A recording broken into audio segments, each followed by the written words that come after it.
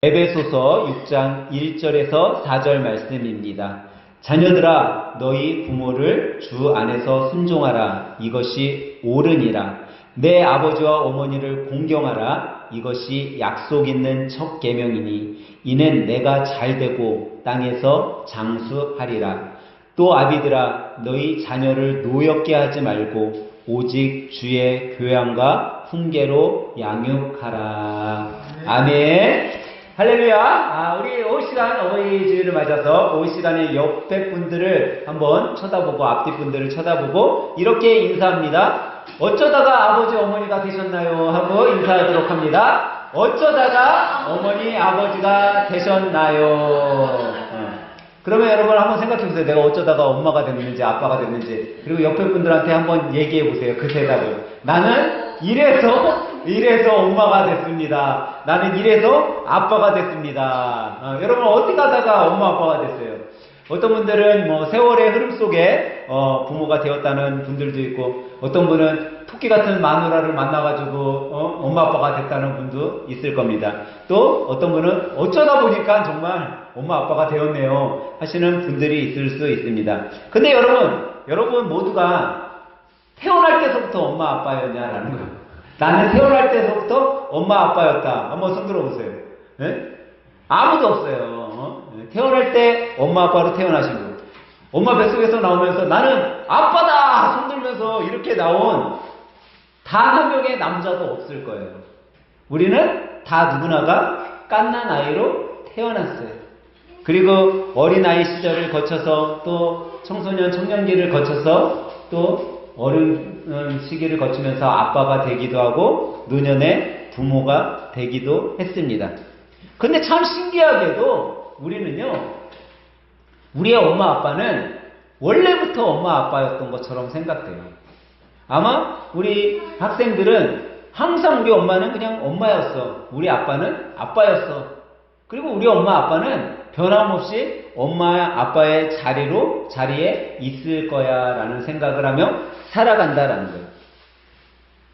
그러면서 우리는 너무나 잘 잊어먹죠. 나는 항상 아빠 엄마에게는 자녀고 나는 자녀로서 항상 살아갈 것처럼.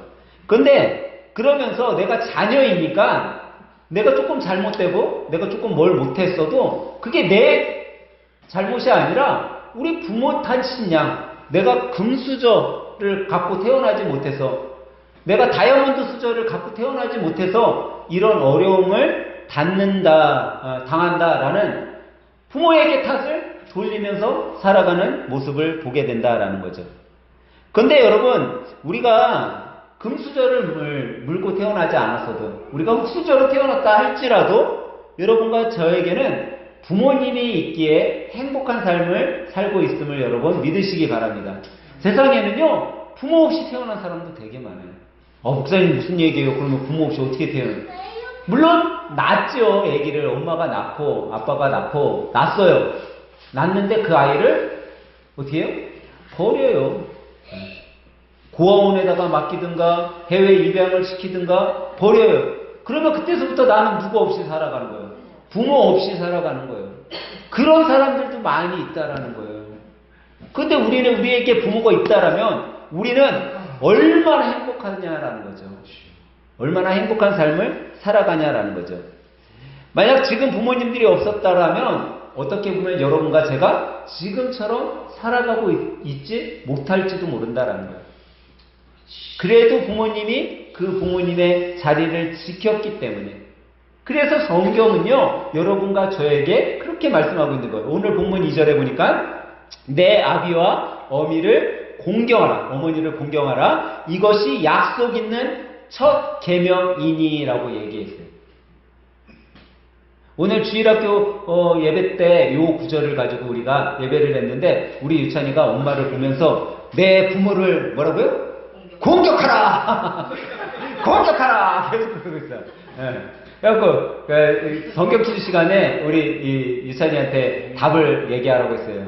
그랬더니 처음에 공격하라! 내 부모를 공격하라! 했다가 이게 아니거든. 그러니까 엄마한테 뭐라고? 엄마 뭐?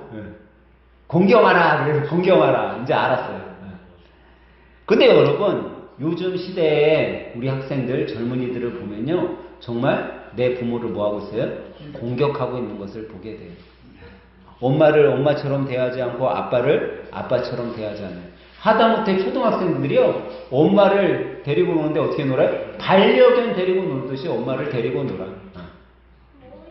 어마어마해요. 전화통화로 엄마를 그냥 반려견 데리고 놀듯이 엄마 아빠를 속이고 그러고 해.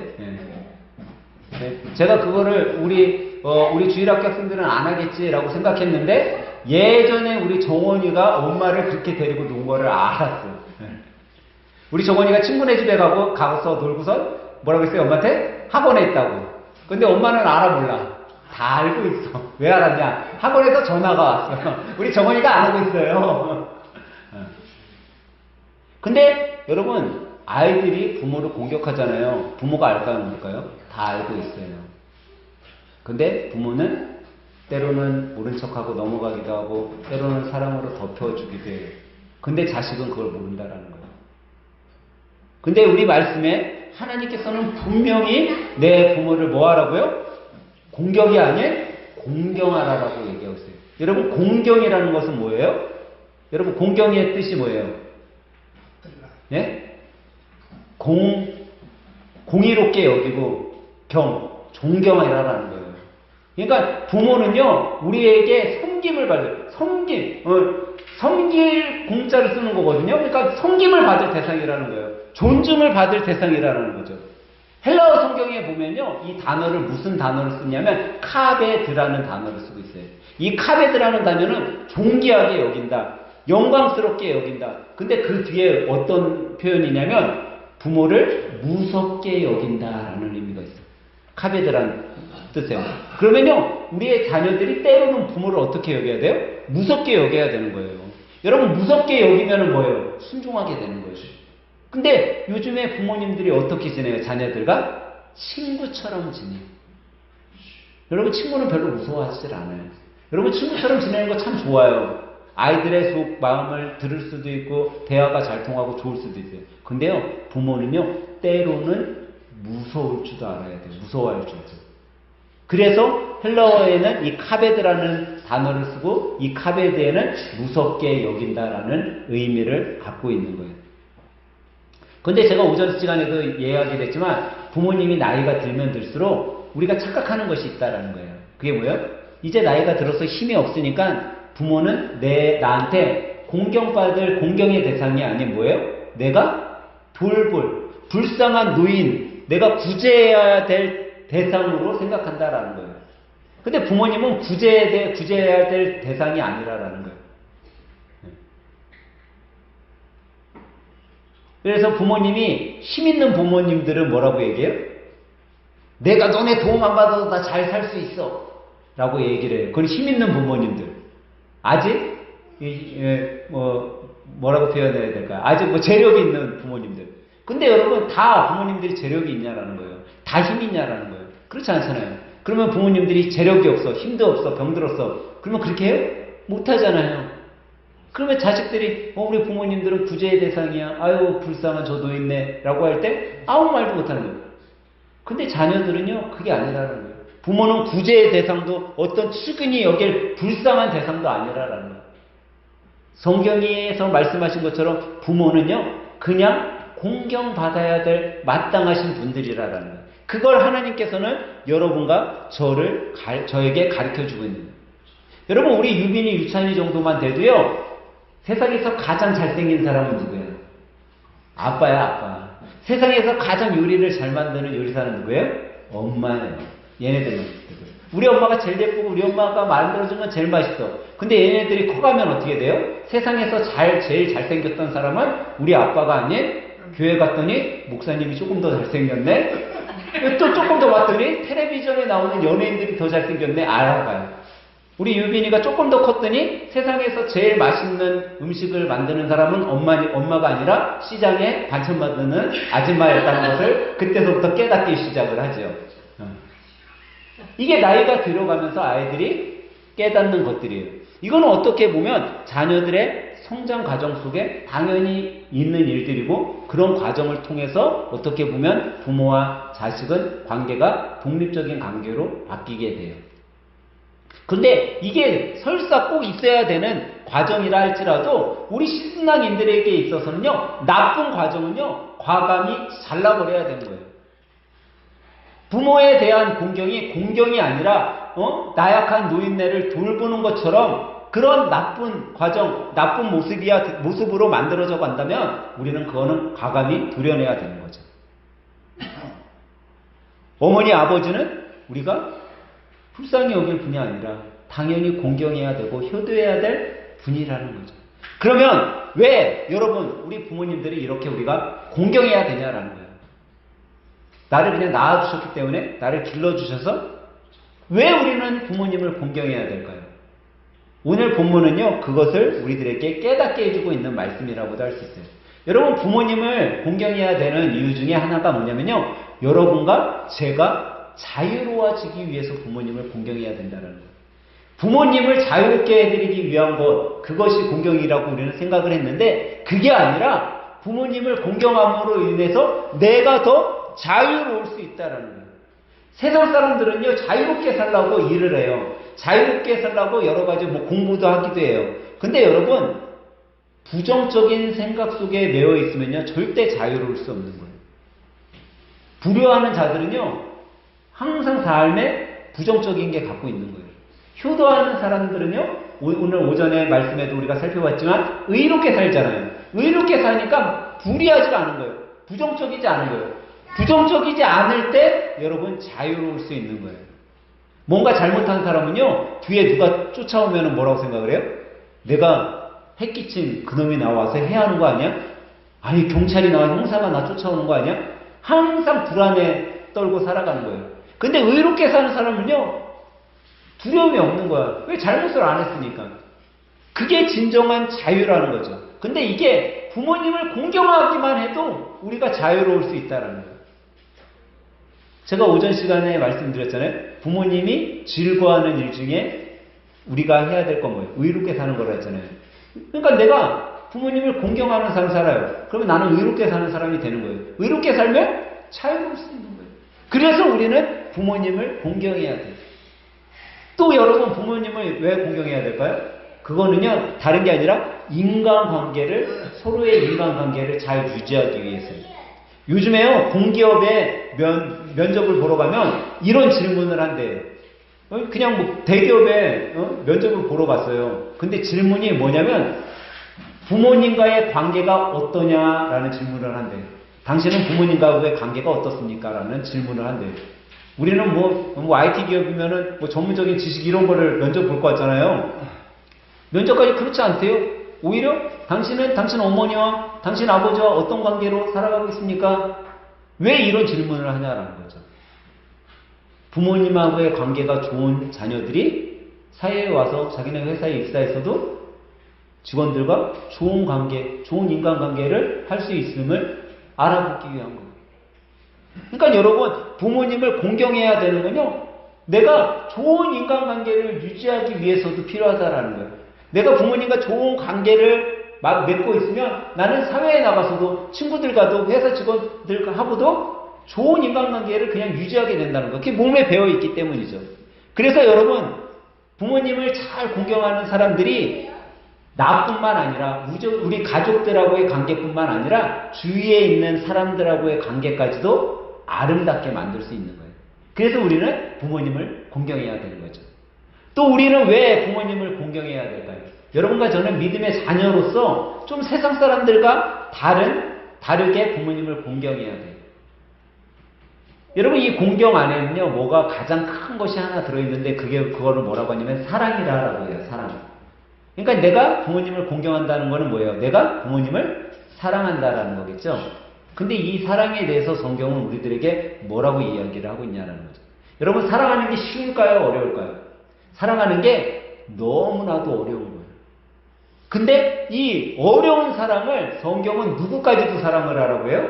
그냥 너희 부모를 사랑하라 그랬으면 우리 할만해. 너희 자녀를 사랑해라 그랬으면 할만해요. 이 정도는 우리가 할 수 있지. 우리 가족인데. 근데 성경은 누구를 사랑하라고 해요? 내 원수를 사랑하래. 이 얼마나 어려운 일이에요. 가뜩이나 사랑하는 것도 힘든데 원수까지도 사랑하라니 너무나 힘든 거죠. 그런데 다른 사람을 사랑하기에 앞서 여러분들이 원수를 사랑하는 거 그렇게 힘들다고 이야기하지만 원수를 사랑하기에 앞서 내 부모님들도 사랑 못하면 원수를 어떻게 사랑할 수 있겠냐라는 거예요. 내 가족도 사랑 못하면서 어떻게 원수를 사랑할 수 있냐라는 거예요. 그렇기 때문에 우리는요, 부모를 공경해야 되는 거예요. 사랑해야 되는 거예요. 부모님께 최선을 다해야 되는 거예요. 저는 오늘 예배드리는 여러분이 믿음의 자녀로서 우리 부모님들을 잘 공경하고 사랑하는 여러분들이 되길 간절히 소망합니다. 그러면 넷째로 우리가 왜 부모님을 공경해야 되냐? 그것은요, 여러분과 제가 참된 신앙인이 되기 위해서 부모님을 공경해야 된다는 거예요. 참된 신앙인이 된다라는 건요, 아주 쉬운 방법이 하나 있는데 그게 뭐냐면 이해라는 거예요. 이해. 여러분들이 부모님을 사랑하고 공경하기 쉬운 방법은 뭐냐면 부모님을 이해하기 시작하면 돼요. 이해하면 부모님을 공경할 수 있어요. 우리가 이제 봄이 되니까 교회 옥상에 텃밭을 시작을 했어요. 텃밭을 시작했는데 우리 목사님이 하고 있는 텃밭과 우리들이 하고 있는 텃밭이 아주 확연하게 차이가 나요.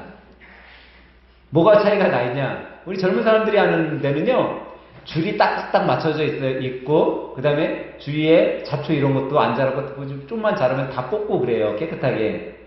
근데, 우리 목사님이 하는 텃밭은 큰데 두 군데가 있는데, 가면은, 이따가 예배 끝나고 한번 올라가서 보세요.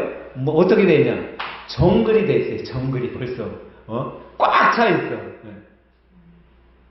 근데 여러분, 우리 생각에는 줄이 딱 맞춰져 있고 좀 깔끔하고 그래야지 좋을 것 같잖아요. 근데 그렇지 않아요. 꽉 차 있어도요, 꽉 차 있는 나름대로의 뭐가 있어요? 멋이 있어. 근데 우리 부모님이 꽉 차 있는 걸 좋아해. 그러면 그 꽉 차 있는 대로 그냥 두면 돼요. 그래서 제가 결정한 건 뭐였냐? 저는 항상 목사님한테 그래요. 목사님, 이 두 곳만 목사님 것입니다. 다른 거는 절대 건들지 마세요. 이 두 곳은 저도 안 건들겠습니다. 그리고 항상 올라가서 봐요. 그리고 물도 주고 비료도 줘요. 근데 어저께 제가 올라가 봤더니 우리 목사님이 갖고 오는 그 텃밭이요, 아주 꽉 차 있어. 애들이 잘 자라고 있어. 그랬더니 우리 이집사님이 저한테 그러는 거예요. 목사님, 여기 큰 목사님이 한데 식물들은요, 애들이 잘 자라요. 근데 생각해봤더니 서로 죽지 않으려고 최선을 다해 잘하고 있는 것 같아요. 최선을 다하고 그래. 근데 우리 거는 좀만 자기네들이 신경 별로 안 써도 되거든. 잡초 신경 안 써도 되거든. 근데 여기 있는 애들은 자기가 일어나지 못하면 밟혀서 죽을 것 같아서 아주 잘 자라는 것 같아요. 근데 여러분, 제가 뭐 그 얘기를 하려고 하는 게 아니라 부모님이 이렇게 가꾸는 게 좋다. 그렇게 냅두면 돼요. 그거 갖고 싸울 필요도 없어. 그게 뭐 잘 되냐 잘 되냐 그럴 필요도 없어요. 우리 큰 목사님 항상 저한테 얘기하는 게 있어요. 내 텃밭이 더 잘 자라는지 너네들이 키우고 있는 텃밭이 더 잘 자라는지 나중에 보자 그러세요. 근데 여러분, 뭐 많이 열매를 맺고 못 맺고 그 문제가 아니라 그냥 그 안에서 즐거움이 있고 그 안에서 행복이 있고 올라가서 채소, 야채, 과일들을 보면서 기쁨을 누릴 수 있다면 그게 행복인 거예요. 근데 그것을 어떨 때 할 수 있냐? 내가 부모님을 뭐 할 때? 이해할 때. 이해하기 시작하면 알게 돼요. 근데 이게 신앙인으로서 정말 필요한 부분이더라고요.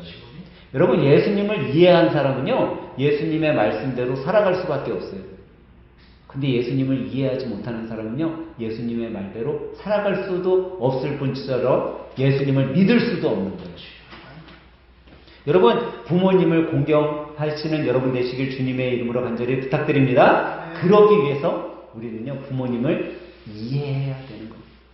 내가 부모님을 이해하기 시작하면 그때서부터 그 이해되는 마음으로 부모님에 대한 공경이 시작되는 거예요. 내가 예수님의 마음을 이해하기 시작하잖아요. 그 시작부터 여러분과 저는 진정한 신앙인이 되는 거죠. 마지막으로 우리가 왜 부모님을 여러분 공경해야 된다라고 생각되세요? 여러분은 과연 내가 왜 부모님을 공경해야 될까 생각되세요? 그거는요, 여러분과 저에게 주어진 시간이 너무 짧기 때문이에요. 여러분, 우리에게 시간이 길 것 같잖아요. 우리 부모님이 항상 우리의 옆에 있을 것 같잖아요. 우리의 엄마 아빠는 슈퍼맨, 소머즈처럼 절대 죽을 것 같지 않아요.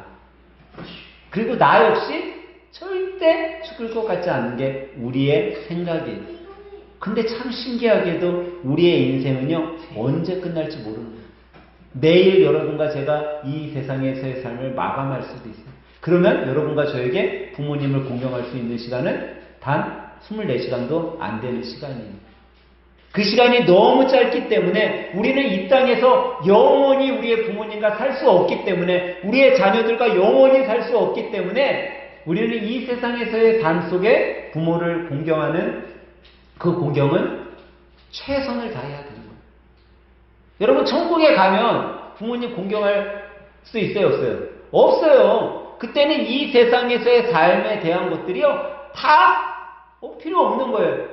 그곳에서는 그냥 예수님과 함께 우리가 왕노릇하면서 생활하기 때문에 이 세상에서의 부모님을 공경하고 그런 것들은 의미 없는 거예요, 이제. 그러면 우리에게 주어진 건 이 세상 인생밖에 없는 거예요. 내가 정말 우리 부모님에게, 우리 엄마에게, 우리 아빠에게, 내 자녀들에게 헌신봉사 사랑할 수 있는 이 시간은 지금밖에 주어져 있지 않은 거죠.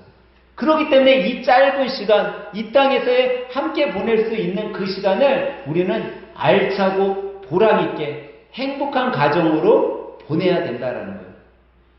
여러분, 오늘 여러분들이 어버이날이라고 해서 우리 점심에 샤브샤브 먹었잖아요. 여러분, 아마 우리 한국, 아니 전 세계의 기독교 교회 중에 점심을 교회에서 소고기 샤브샤브 해먹는 교회 우리 교회밖에 없을 것 같아요, 내 생각에. 근데 여러분, 이 점심을 이렇게 할 때 누군가의 헌신 봉사의 손길이 있잖아요. 근데 그 헌신 봉사한 손길마다 제가 그렇게 생각되는 것 같아요. 점심을 먹으면 교회에서 먹으면 참 맛있어요. 국수 하나를 먹더라도 교회에서 먹으면 이상하게 다른 데서 먹을 때보다 맛있어요. 좀 맛이 없게 만들었는데도 이상하게 먹으면 맛있게 느껴져요.